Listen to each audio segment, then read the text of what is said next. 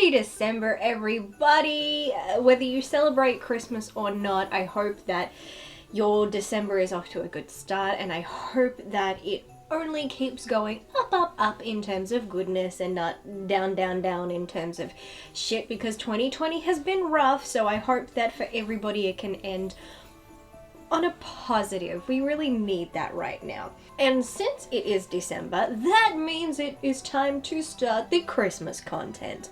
Now, guaranteed, today, as you can see from the title and the thumbnail and whatever else you saw, I am reviewing the Christmas Chronicles 2. And yes, this came out like 1-2 weeks ago on Netflix. And I kind of got so caught up in doing a million other things, I totally forgot that I watched it and I hadn't reviewed it.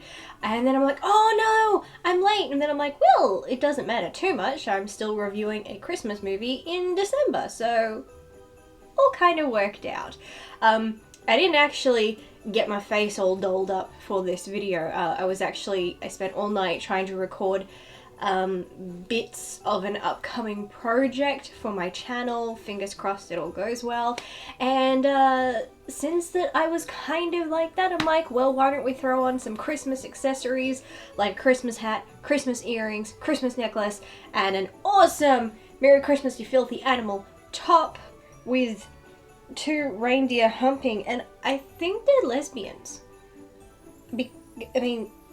It's a Christmas thing, it's winter, and they both have antlers, so anyway, I'll explain more of that in today's review. So without further ado, let's begin. The Christmas Chronicles 2, also known as The Christmas Chronicles Part 2, is a 2020 American Christmas comedy film directed by Chris Columbus and written by Columbus, Matt Lieberman, and Enrico Danteman. It's the second installment in the Christmas Chronicles film series and the sequel to 2018's The Christmas Chronicles. In it, Kate Pierce, now a cynical teen, is unexpectedly reunited with Santa Claus when a mysterious troublemaker threatens to cancel Christmas forever. The Christmas Chronicles was the first modern Christmas film since How the Grinch Stole Christmas to be included in my yearly rotation, and as soon as I heard they were releasing a sequel this year, and one that involved Mrs. Claus getting more screen time, I was over the moon, and honestly, this film did not disappoint. It's very hard to review Christmas films because ultimately, a Christmas film has very few but easily achievable requirements to be festive and uplifting, and this film was definitely that. I love how in this film we get to see more of the North Pole. The first film really created a new type of mythology for Santa Claus. It kept a lot of the basics, but at the same time did something new with it to make it fresh and full of wonder, which I think is so wonderful for a new generation of Christmas movie watchers. We get to learn how Santa became Santa, how Santa's village, or Mrs. Claus's village, came to be, and again we're reminded of what Christmas means. For many people around the world, Christmas isn't a religious holiday, it's simply a time of year to feel joyous and come together, be selfless and giving, and show one another love and kindness, and that's really the message of this film. Setting aside selfish needs and views and considering the needs and wants of others, and of course, family. This story is best reflected through Kate Pierce, who has moved into her angsty teen years, whereas her brother has grown out of his. It's interesting seeing a role reversal, but it's also good to see these characters going through personality changes in accordance with their ages and life experiences. Kate doesn't like that her mother is moving on and has met someone else, and feels this means her father's memory will be replaced. While her feelings are valid for any child like that, how she goes about it is cruel and unbecoming of a true believer. She almost gets to a point of guilting her mother for being happy and nearly demanding her mother be alone and single so Kate can feel better. While we can understand Kate's view, if we remember how emotionally exhausted and depressed Kate's mother was in the first film after the death of her husband, wanting her to stay like that is just cruel for any person to want. In this film, she is moving on. She has found love and comfort in a longtime friend who is going through the same thing as her.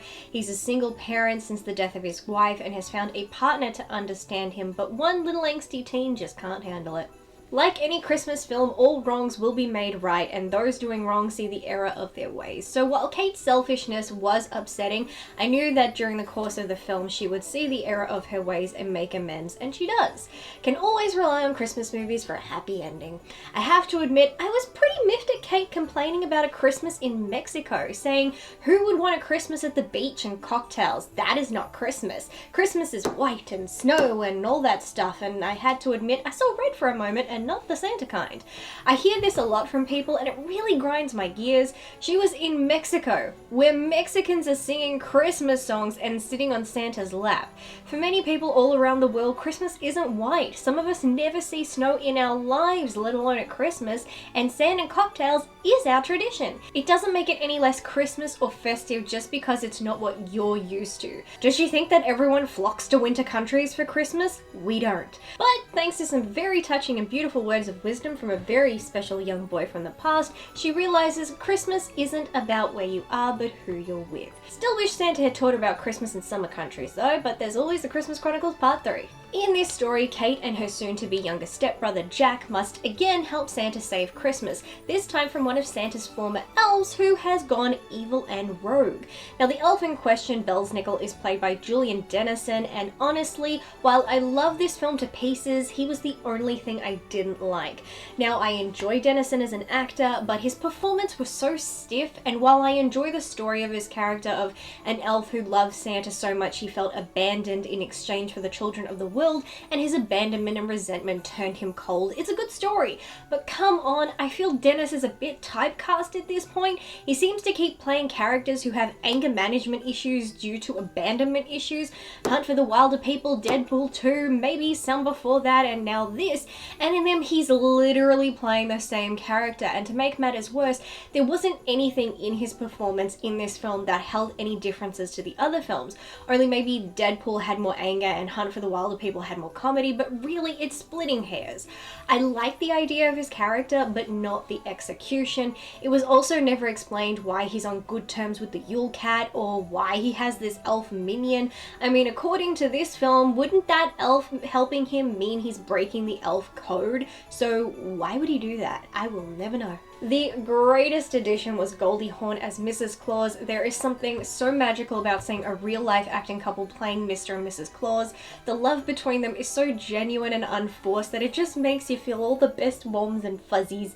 This is probably the only film to really flesh out Mrs. Claus as a real character beyond just being Santa's wife. We learn she also has powers, she's skilled in witchcraft and sorcery. She basically created Santa's village, so the running joke about how it should be called Mrs. Claus's village was so great, as was watching Kurt Russell's Santa cringe each time. She's a healer and skilled in so many things. I mean, I wish someone could actually make Brussels sprouts look and taste like chocolate cake. Yes, please. She is such a big part of Christmas and the North Pole as much as Santa, and the two of them are truly a team, showing love and concern for each other in every moment they're together. My only con is I wish we had gotten to learn her name. It seemed off to only know her as Mrs. Claus, wife of Santa Claus. I would have liked to have learned what her real name was. It would have added more to her character, but I adored her. Now, I did feel Goldie had some stiff moments too. I don't think she's that used to working with green screen, but she still embodies everything I could ever want. She's a very nurturing and maternal woman, and you can see she has this deep yearning for children, which she channels into all she does, doing it for the children of the world. So when Kate and Jack show up, she is herself like a kid on Christmas, just overjoyed getting to be this kind of mother figure to them. God, it made me feel so happy. This, of course, made me love Kurt Russell's Santa even more. You can see he adores his wife and respects her and her wisdom and talents greatly. He sees and understands her motherly yearning and can't turn her down when she wants to spoil the children, and you can see he is happy to entertain her because it gives him genuine joy to see his lovely wife so happy. These two are relationship goals for sure. They're both crafty and both tricksters, which I think echoes their magical talents. They both use cunning to help people learn a life lesson without them realizing they're learning a life lesson. He's a bit of a hardhead at times, so he needs Mrs. Claus to balance him out, but he loves his job, his wife, his home, the elves, and his reindeer. He's just a genuinely lovely person who became Santa because he liked doing good deeds for others to make them happy. Santa is the epitome of selflessness, and I love how these films showcase this. It's not just, hey, here's a position for you. It's, wow, you are naturally this way. How do you feel about doing this on a global scale? Santa, of course, gets another musical number in this film, and while I didn't feel it was up to the standard of the first film, boy was it fun. Watching him just bust loose and use music to spread Christmas cheer, and not cliche Christmas carols, but more of a, here's a song I just wrote on the sleigh ride over here. I may not have loved this song, but it sure got the job done and made me feel happy and festive and entertained, and that was the goal, so goal achieved. I think it's a great point how music can uplift people, and it's true. My family and I always listen to music for Christmas Eve and Christmas, and not Christmas music. Well, we do listen to them while watching carols by candlelight on Christmas Eve, but we have a great time listening to all the music we've loved throughout our lives and sharing stories about those songs, and so I can totally understand this film using music as a way to spread cheer.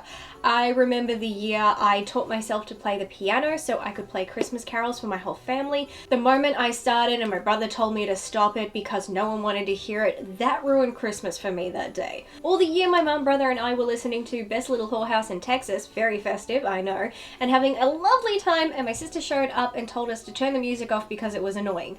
We did, and good lord did the mood drop after that. So I love the idea of Santa raising Christmas cheer through music. Hell yes to that. I seriously think Kurt Russell is my #1 favorite Santa now. I mean, these films need a franchise. We have so few Christmas movie franchises, we need a new one, and this is it, folks. Correct me if I'm wrong, but I think this is the first Christmas film to actually acknowledge that Santa's reindeer are female.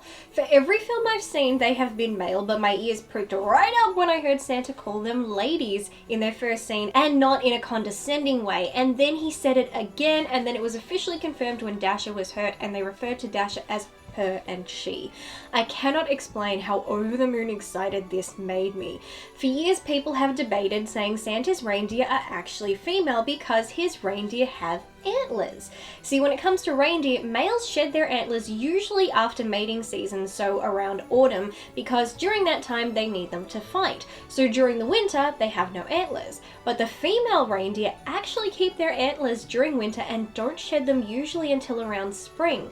Now, people have argued that these reindeer live in the North Pole, so they don't adhere to normal seasonal rules, which is fair, and we are talking about fictional flying reindeer. But obviously, the writers of this film have taken the natural antler shedding routine into account and have, for what might be the first time, made Santa's reindeer female, which I think works and makes things so lovely. They're strong and capable, they stick together, and they're sweet and gentle. They definitely have typical female qualities, but Dasher is the leader of the reindeer, so she is the protector, and when danger is near, she's the first to jump into the line of fire to protect the others, like a mother protecting her young. This may seem trivial, hell, I'm sure some people will call it pandering because they're so narrow-minded, not even animals are allowed to be female, but this film chose to go with science, and it actually made for a beautiful, emotional, and also uplifting additional story for our famous reindeer. Just goes to show how interesting and beautiful a story can be if you make more room for the ladies. Just saying. I adored this film. I love its message. I love the lessons our characters learn. I love the magic and wonder and how they've really taken the mythology and story of Santa and given it so much that made it so captivating. This film has an amazing attention to detail, right down to the smallest things, like how Santa's village has its own cinema complex, and when the elves are evil, the film playing is Bad Santa, but when they're good, the film playing is Elf. It's these small details that show how much love and care was put into this film.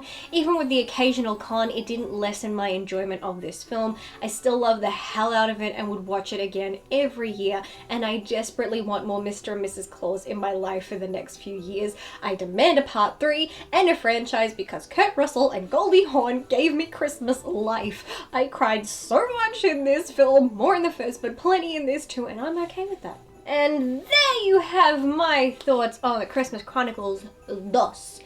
Yeah. Oh man, so good. So good.